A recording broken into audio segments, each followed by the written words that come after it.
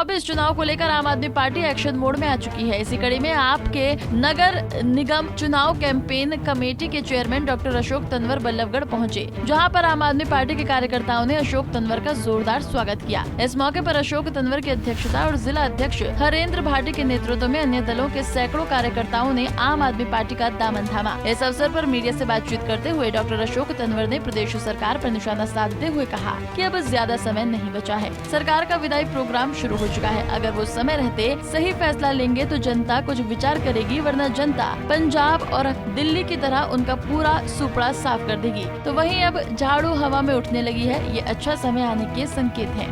आज फरीदाबाद के अंदर हमारे बहुत से साथी दूसरी पार्टियां छोड़ करके आम आदमी पार्टी में शामिल हुए हैं। मैं सभी साथियों का बहुत बहुत आम आदमी पार्टी में स्वागत करता हूं और उम्मीद करता हूं कि जिस अपेक्षा के साथ वो आम आदमी पार्टी में आए हैं, इस देश को बदलने की, व्यवस्था को बदलने की, बेरोजगारी, भ्रष्टाचार, जातिवादी सांप्रदायिक ताकतें जिस तरीके से इस देश में हावी हो रही है, उन सबके खिलाफ एक मजबूत आवाज़ अरविंद केजरीवाल जी के नेतृत्व में जो देश में बन करके मदद बढ़ रही है, उसको और ज़्यादा ये सब साथी ताकत देंगे और इन साथियों का आने वाले समय में इस पार्टी में उज्जवल भविष्य। और आज प्रदेश, क्योंकि अब ज़्यादा समय नहीं बचा है, सरकार की विदाई प्रोग्राम शुरू हो चुके हैं, तो अगर समय रहते सही फैसला लेंगे तो जनता कुछ विचार करेगी, नहीं तो जनता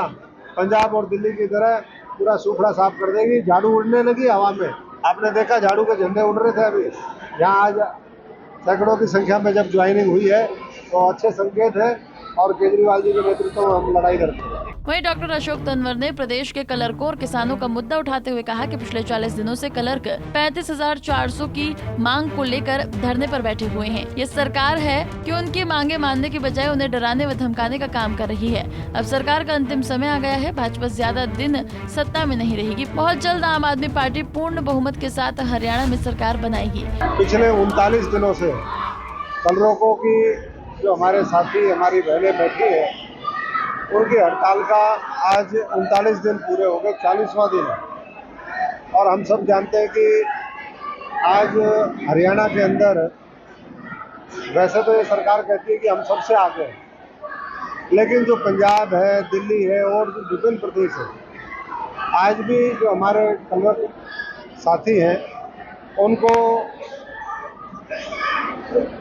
हरियाणा के अंदर उन प्रदेशों से कम जो सैलरी है वो दे रहे हैं। और इसी बात को लेकर के, मांग को लेकर के वो लंबे समय से बैठे हैं कि 35,400 वो पे ग्रेड उनको दिया जाए, ताकि वो भी दूसरे कर्मचारियों की तरह इस महंगाई की मार को झेल सकें, उसको परास्त कर सकें, अपने परिवार का जीवन यापन बेहतर तरीके से सुनिश्चित कर सकें। और हम जब सब इस बात को महसूस कर रहे हैं कि ये सरकार आखिर में झुकती है, लेकिन झुकती तब है जब देर हो चुकी होती है। ऐसे ही किसानों के मामले में भी हुआ। 3 कृषि काले कानून ये वापस लेकर के आए, आखिर में उनको वापस लेना पड़ा। और ऐसे में अभी फिर दोबारा इस सरकार ने 3 मीटिंगें करी हैं, लेकिन सभी 3 की 3 मीटिंग बेनतीजा हुई। माननीय मुख्यमंत्री जी खट्टर साहब तीनों मीटिंग में से एक भी मीटिंग में नहीं गए। तो कहीं ना कहीं ये हमारे जो कर्मचारी साथी हैं उनकी आवाज़ को दबाना चाहती है, उनके मुद्दों को कुचलना चाहती है। और ऐसे में हम उनके साथ पूरी मजबूती के साथ खड़े हैं। वहीं डिप्टी सीएम दुष्यंत चौटाला द्वारा हाल ही में दिए गए बयानों के आधार पर पलटवार किया है। अशोक तंवर ने कहा है कि क्या सरकार इतने भी गिर सकती है। उन्होंने कहा कि सरकार को शर्म आनी चाहिए कि जो किसान खून पसीने की कड़ी मेहनत करके फसल बोता है, वो फसल जमुना से आई बाढ़ के चलते खराब हो गई और उस पर भी डिप्टी सीएम अपना फायदा सोच रहे हैं। देखिए, मैं समझता हूँ कि किसान को जो लॉस हो गया उसका तो ये पूरा लॉस की भरपाई सरकार नहीं कर रही है, लेकिन जो रेत आ गया, अब रेत जल्दी से जल्दी उठना है।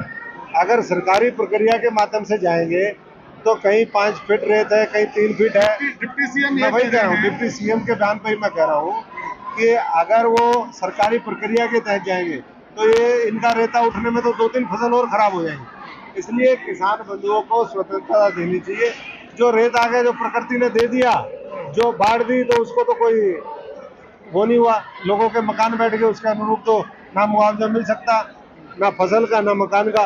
तो ये जो प्राकृतिक आपदा में जो कुछ अगर उनको राहत मिल सकती है तो रेता उठाने की उनको परमिशन दी जाए, ताकि वो खुद रेता उठाएं और जल्दी से जल्दी दोबारा फसल बो सकें। हिस्सा भी मांग रही है सरकार का 2/3 हिस्सा पूरी तरीके से अनुचित है और मैं समझता हूँ कि इतनी बेशर्माई नहीं होनी चाहिए कि किसान को हर तरीके से मारने का काम करे। अशोक तंवर ने क्षतिपूर्ति पोर्टल पर भी निशाना साधते हुए कहा कि जहां एक तरफ किसानों का इतना भारी नुकसान हुआ है, ऐसे में सरकार को चाहिए कि अधिकारियों से उस फसल का ब्यौरा बनवाए और किसानों की हर संभव मदद करे, न कि उनकी मजबूरी का फायदा उठाए। फरीदाबाद से अनिल राठी, पंजाब केसरी टीवी। हमसे जुड़े रहने के लिए हमारे YouTube चैनल को सब्सक्राइब करें और नई वीडियो की नोटिफिकेशन के लिए बेल आइकॉन को दबाएं। अगर आप ये वीडियो Facebook पर देख रहे हैं तो लाइक जरूर करें और ज्यादा से ज्यादा शेयर करें। धन्यवाद।